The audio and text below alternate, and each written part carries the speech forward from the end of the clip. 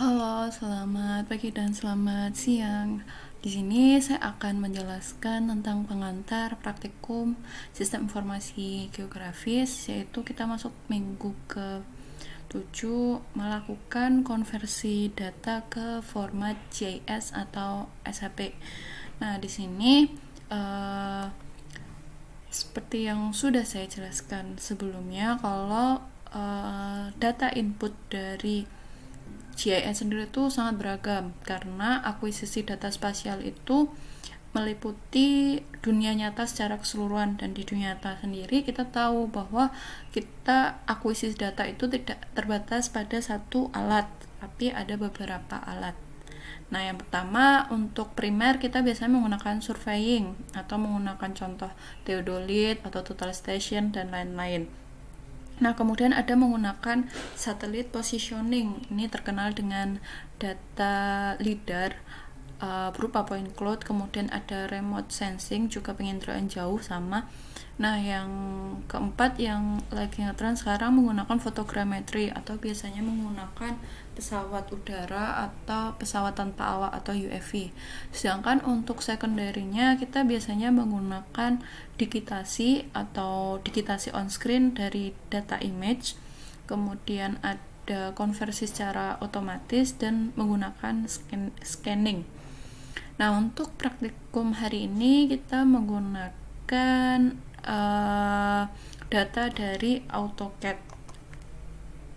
Nah, selanjutnya ini yang tadi ada GNSS positioning berupa data GPS, kemudian ada surveying dari total station atau dari theodolite, kemudian data remote sensing dan fotogrametri. Nah, format data dari akuisisi data ini sangat beragam. Ada yang berupa DXF, ada yang berupa CSV, ada yang berupa point cloud, PTS, atau ada juga yang berupa image dan lain-lain. Nah, oleh karena itu di GIS sendiri kita bisa melakukan konversi data, yaitu melakukan konversi dari keluaran masing-masing akuisisi data tersebut ke dalam format GIS yaitu SHP. Nah, kalian pasti sudah tahu kalau data spasial itu terdiri dari beberapa komponen yang wajib. Nah, tak terkecuali saat kita melakukan konversi data. Jadi saat kita melakukan konversi data, kita harus memastikan bentuknya itu tepat, extentnya itu tetap, proyeksinya itu tepat, dan topologinya. Empat ini komponen yang sangat penting. Sedangkan untuk atribut dan waktu itu merupakan tindak lanjut setelah geometri atau komponen 4 ini sudah tepat. Oleh karena itu, pada praktikum kali ini kita akan mencoba melakukan konversi dari format AutoCAD, yaitu format DWG dan DXF. Kita lakukan konversi. Mengapa AutoCAD? Karena kita bekerja sebagai surveyor, di mana semua data itu memiliki format yang berbeda-beda, dan untuk surveying sendiri khususnya di tambang atau di kontraktor atau yang lain-lainnya, biasanya format datanya itu dalam bentuk AutoCAD. Tak terkecuali kalau kalian ingin masuk BPN, maka data-datanya itu pasti disajikan dalam format AutoCAD.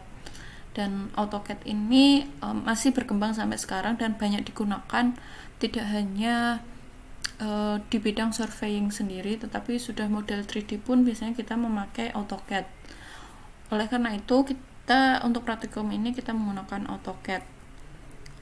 Tapi kalian nggak perlu khawatir karena data dari AutoCAD ini udah disediakan. Sedangkan untuk bagaimana cara penggambaran atau praktikum menggunakan AutoCAD mungkin akan dipelajarin di mata kuliah lainnya. Nah, selanjutnya format data dalam AutoCAD tersebut dikonversi ke format SHP. Kenapa harus dikonversi? Alasannya adalah memudahkan untuk melakukan analisis spasial. Karena kalau misalnya format datanya itu masih dalam bentuk AutoCAD, analisis spasialnya itu sangat terbatas dan kita belum tentu tahu geometrinya itu benar atau salah.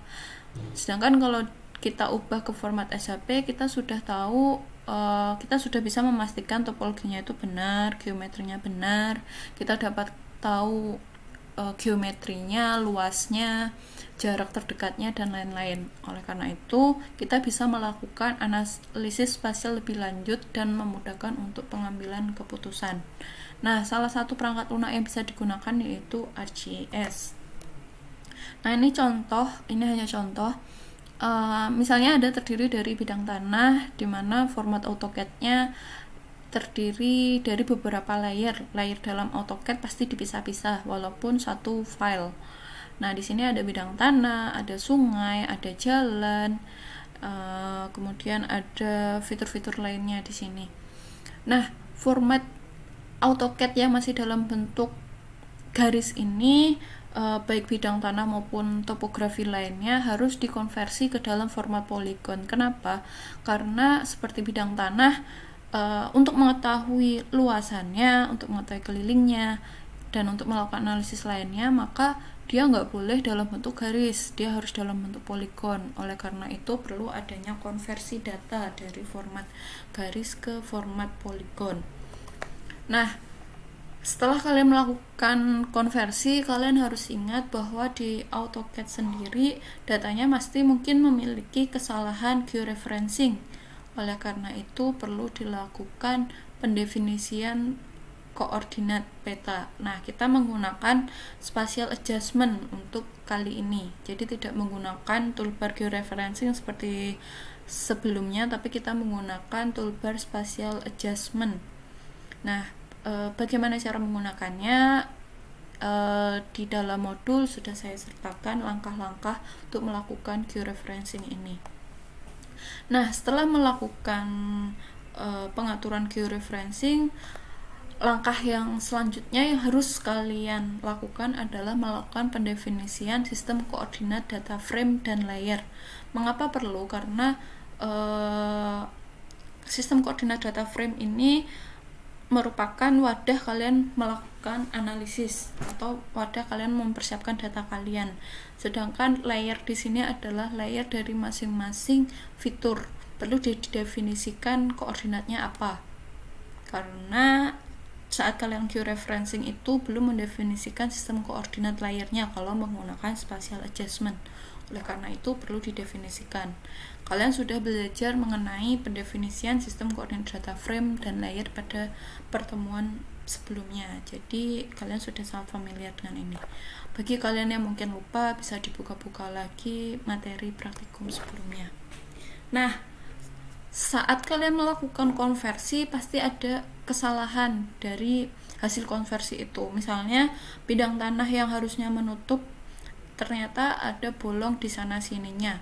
Oleh karena itu kalian perlu melakukan pengaturan topologi agar bidang tanah yang masih lubang-lubang ini bisa tertutup semuanya, yaitu menggunakan aturan topologi seperti praktikum sebelumnya. Jadi dilakukan pemberian aturan rule topologi itu.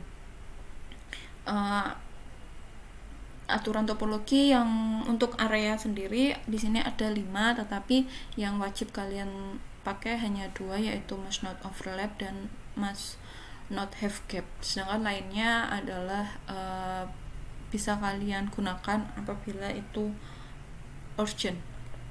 Nah, karena di sini untuk areanya areanya itu hanya satu bidang tanah, tapi akan lebih baik kalau menggunakan 5 rule topologi tersebut. Nah, setelah kalian melakukan pengaturan topologi, kalian pasti melakukan editing karena untuk membenarkan atau membetulkan data-data yang masih salah. Ada 3 toolbar yang masih kalian gunakan. Kalian sudah familiar dengan ketiga toolbar ini, jadi kalian bisa lakukan praktek sehingga hasil konversi tersebut itu bidang tanahnya tidak ada lagi lubang. Jadi sudah benar kurang lebih seperti ini. Ini hanya contoh dan ini berbeda dengan bidang tanah yang akan kalian gunakan sebagai praktikum. Nah, selanjutnya bagaimana kalau data lain selain DXF? Jadi ada beberapa contoh di ArcGIS. Jadi ada di dalam ArcToolbox ada conversion tools. Ada beberapa fungsi yang kalian bisa gunakan, yaitu dari format data lain ke format SHP ataupun format SHP ke format data lain. Nah, di sini tugas kalian nanti kalian menjelaskan definisinya, kegunaannya, termasuk menjelaskan langkah-langkahnya. Karena ini banyak, jadi di sini saya nggak beri data, kalian cukup jelaskan fungsinya dan langkah-langkahnya saja. Oh ya, jangan lupa nanti di akhir praktikum kalian saya beri waktu 1 jam, saya beri extend 1 jam untuk kalian bisa mengunggah bukti kinerja praktikum kalian. Dia ada kelas A dan kelas B, kalian unggah masing-masing bukti kinerjanya. Nah, bukti kinerja ini mencakup name, nama, penjelasan singkat, dan screen capture hasil pekerjaan kalian. Diunggah paling lambat 1 jam setelah jam praktikum selesai. Sedangkan untuk laporan praktikum di sini, yaitu laporan praktikum lengkap hari ini, diunggah 6 hari setelah praktikum jam 10 pagi. Dan jangan lupa di sini kalian masih memiliki tugas UTS yang harus kalian kumpulkan paling lambat 3 April hari Jumat jam 10 pagi untuk kelas A dan kelas B. Ya, di sini saya sudah upload modul dan bahan praktikum yang bisa kalian gunakan. Praktikumnya juga kalian tinggal ikutin satu persatu langkahnya. Nanti kalau misalnya ada pertanyaan, kalian bisa tanyakan melalui WA group atau melalui direct message ke saya. Oke, sekian video ini. Terima kasih atas perhatiannya. Selamat mengerjakan.